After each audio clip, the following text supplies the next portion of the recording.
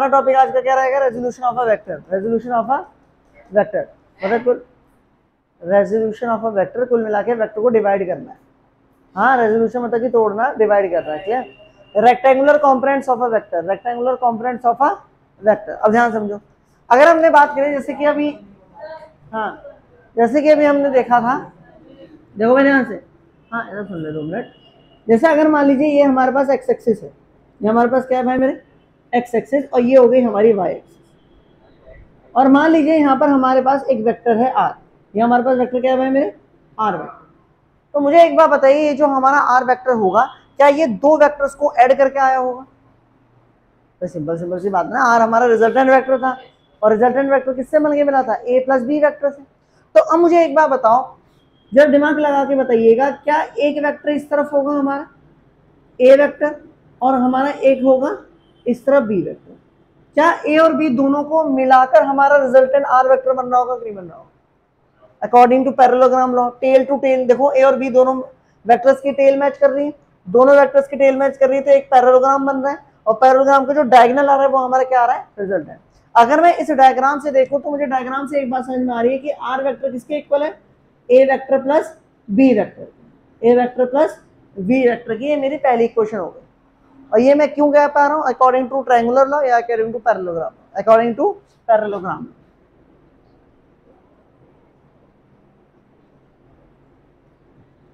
ये वाली बात समझ में आती है कि नहीं आती? मुझे एक बार बताएंगे, ये यहाँ पर अगर मैं बात करूँ, ये एंगल कौन सा होगा, लेट्स से अल्फा। मैं बताया था ना, अगर रिजल्टेंट से किसी भी गिवन वेक्टर में जो हम एंगल बनाते हैं उसको क्या कहते हैं, अल्फा। तो ये हो गया हमारा अल्फा, ये हमारा क्या हो गया भाई मेरे, अल्फा। अब 2-3 बात समझना आ जाओ, ध्यान समझेंगे। मुझे एक बात बताइए, अगर मैं यहाँ पर नामकरण दे दूं, ये मैंने नाम दे दिया ओ, ये मैंने नाम दे दिया पी, ये नाम दे दिया मैंने क्यू, और ये वाला मैंने पॉइंट दे दिया आर। यहाँ पर मैंने कुछ पॉइंट्स का नाम दिए हैं, तो जरा बताना, in triangle O P Q, in triangle O P Q, यहां पर अगर आप ध्यान दें, अगर ये ओ आर हमारा बी है, ओ आर हमारा क्या है, बी मैग्नेट्यूड, क्या पी क्यू भी बी होगा, पी क्यू भी क्या होगा आपका, बी, और ओपी कितना होगा आपका, आर, ओपी कितना होगा भाई मेरे, आर।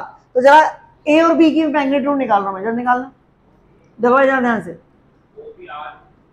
अगर मैं यहाँ पर कॉस थीटा लगाऊं, क्या लगाऊं भाई मेरे, cos theta, sorry cos alpha, तो कॉस अल्फा किसके इक्वल होगा, बेस अपॉन में हाइपोटेनियस, ये तो होगा बेस अपॉन में हाइपोटेनियस, मतलब ये कितना आ जाएगा हमारा, ए अपॉन में आर, ए अपॉन में आर। ये वाली बात पहले पड़ती है, सिंपल बात समझो, क्लियर है? तो जरा मुझे बताना, ए के प्लेस में मैं क्या लिख सकता हूँ, आर कॉस अल्फा, क्या लिख सकता हूँ, आर कॉस अल्फा। यहां तक कोई डाउट है? अगर मुझे ए वेक्टर लिखना हो तो कैसे लिखेंगे, मैग्नीट्यूड इनटू डायरेक्शन, डायरेक्शन कहां पर है, एक ही प्लस एक्स एक्सिस में है ना, तो कौन सा यूज करेंगे, आई कैप, कौन सा यूज करेंगे, आई कैप। क्या ये आपकी सेकंड इक्वेशन समझ में आया भाई? ये हो गया मैग्नीट्यूड, और ये हो गया हमारा डायरेक्शन, डायरेक्शन हमारा क्या है, आई कैप प्लस एक्स एक्सिस। यहां तक कोई डाउट है? ऐसे ही उसी तरीके से अगर मैं इसी ट्रायंगल को फिर से लूं, इन ट्रायंगल OPQ, और यहाँ पर साइन अल्फा लगाऊं, क्या लगाऊं भाई मेरे, साइन अल्फा, तो साइन अल्फा किसके इक्वल होगा, परपेंडिकुलर अपॉन में हाइपोटेनियस, परपेंडिकुलर अपॉन में हाइपोटेनियस मतलब कि बी अपॉन में आर, बी अपॉन में आर। तो जरा बताना बी किसके इक्वल होगा, आर। अगर मैं वेक्टर निकालने की बात कर रहा हूं तो ये हो जाएगा मेरा आर साइन अल्फा, और ये हो जाएगा हमारा जे के। क्या बात पहले पड़ रही है, जे के मतलब कि एक्सिस माइनस जे का, क्लियर? ये हो गई हमारी थर्ड इक्वेशन, ये हमारी क्या हो गई हमारे थर्ड इक्वेशन। आपके पास ए वेक्टर ये रहा, आपके पास बी वेक्टर ये रहा, क्या दोनों वैल्यू वहां पुट कर दूं? जैसे ही मैं पुट करूंगा तो जरा बताना आर वेक्टर किसके इक्वल आएगा,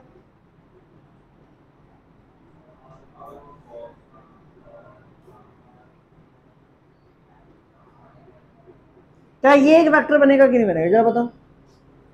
तो मुझे एक बात बताइए, हमने करा क्या इस सिचुएशन को, ध्यान समझिए। हमने करा ये कि अगर मैं आपको बोलूं, अब इस चीज को ध्यान, इसको भूल जाओ, अब इधर देखो, अगर मान लीजिए मैं आपको एक्स एक्सिस दूं और मैं आपको दूं वाई एक्सिस, वो आप खुद भी बना लोगे, कोई बड़ी बात नहीं है। मैंने आपको एक्सिस दे दिया और क्या दे दिया भाई मेरे, वाई एक्सिस, और मैंने आपसे कहा कि यहां पर हमारे पास एक वेक्टर है आर वेक्टर, यहां पर हमारे पास क्या है भाई मेरे, एक वेक्टर है आर वेक्टर जो एक्स एक्सिस से कितना एंगल बना रहा है, अल्फा। इसको रेजोल्यूट करो, इसके इसको, इस वेक्टर को तोड़ो। क्या आप तोड़ सकते हो इस वेक्टर को? इसको भूल जाओ, इसको समझो। क्या इस वेक्टर को दो हिस्सों में तोड़ सकते हो? इतना समझ में आ रहा है कि कोई भी वेक्टर दो हिस्सों को प्लस करके तो आया होगा।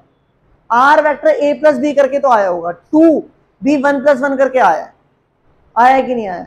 तो कुल मिला के यहां पर इसके दो कंपोनेंट बनेंगे। कंपोनेंट मतलब हिस्से, कंपोनेंट मतलब हिस्से। तो इसके दो हिस्से का कैसे हम तोड़ेंगे जरा बताना। ये तोड़े दो हिस्से, एक हिस्सा किसकी तरफ आएगा? एक्स एक्सिस की तरफ, और एक हिस्सा वाई एक्सिस की तरफ।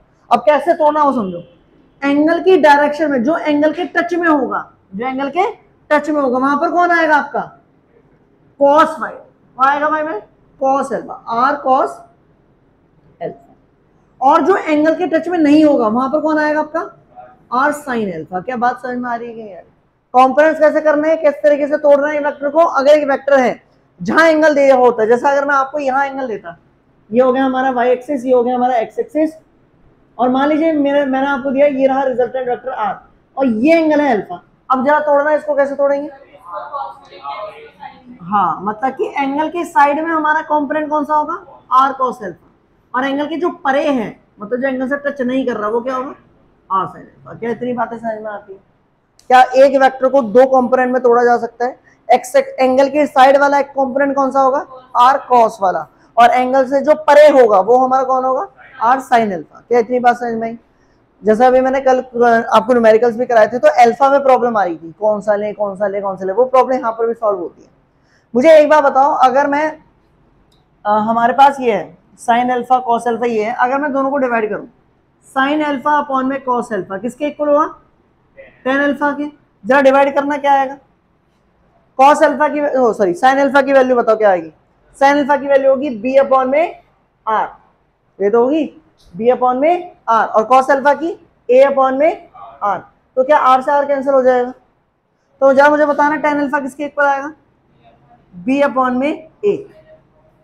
तो हमेशा अल्फा ऊपर कौन सा आएगा? तुम कहते ना बी साइन थीटा अपॉन में, तो बी क्या ले, हम दो वेक्टर दे रहे थे कभी कभी हम, एक था रेन का वेलोसिटी का वेक्टर, एक उसका वेलोसिटी का वेक्टर, तो ऊपर कौन सा ले नीचे कौन सा ले? क्या कौन सा ले जरा बताओ? बी कौन सा है आपका?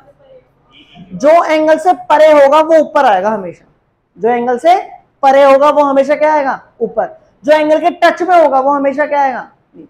क्या समझ में आया?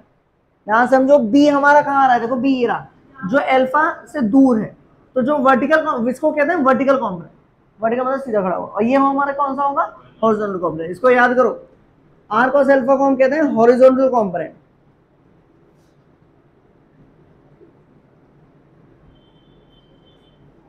और आर साइन अल्फा हमारा क्या होगा? वर्टिकल।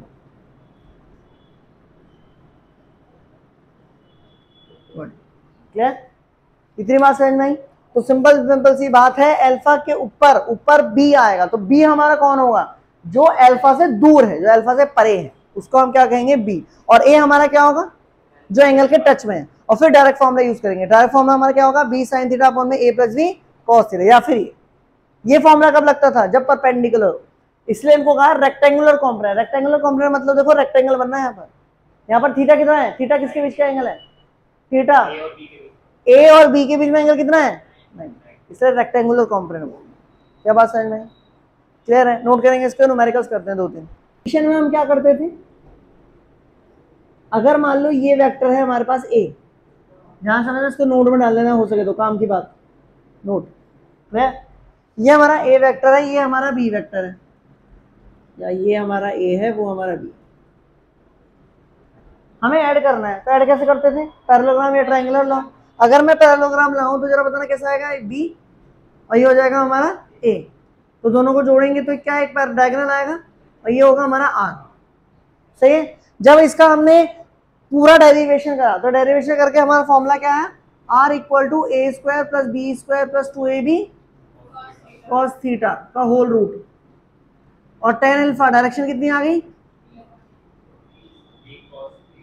यहां से अल्फा इधर आ रहा है, बी साइन थीटा अपॉन में ए प्लस बी कॉस थीटा। क्या ये फॉर्मूले डराइव करवा चुका हूं? अगर सब्ट्रैक्शन, ये एडिशन का कहानी है, सब्ट्रैक्शन में क्या होगा? सब्ट्रैक्शन में क्या करते थे, जरा जरा देखना। सब्ट्रैक्शन में अगर मैं आपसे बोलूं कि हमें निकालना है बी माइनस ए, क्या निकालना है? हाँ, बी माइनस ए निकालना है। क्या निकालना है? बी माइनस ए। तो क्या ए को इनवर्स करूंगा, सब्ट्रैक्शन में था तो था, मतलब इसका क्या करेंगे, नेगेटिव वेक्टर, मतलब बी तो ऐसे ही रहेगा, ए क्या हो जाएगा मेरा, तो इसका पैरेललोग्राम लगाना,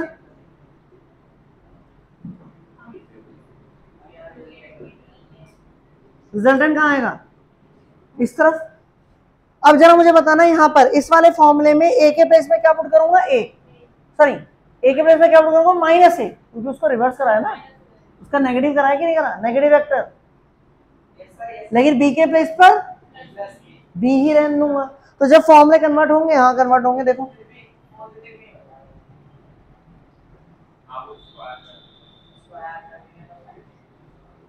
ए स्क्वायर था बी स्क्वायर, लेकिन यहां पर तो माइनस साइन आएगा, तो प्लस का क्या बन जाएगा, प्लस का क्या बन जाएगा, माइनस, क्या बन जाएगा भाई मेरे, माइनस। और यहां पर बताना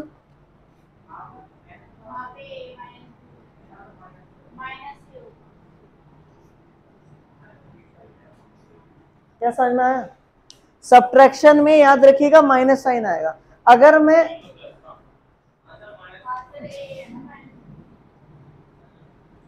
ठीक है, अगर मान लो बी का इनवर्स कर रहा होता तब वो वाला फॉर्मूला आता जो मैंने अभी लिखा था।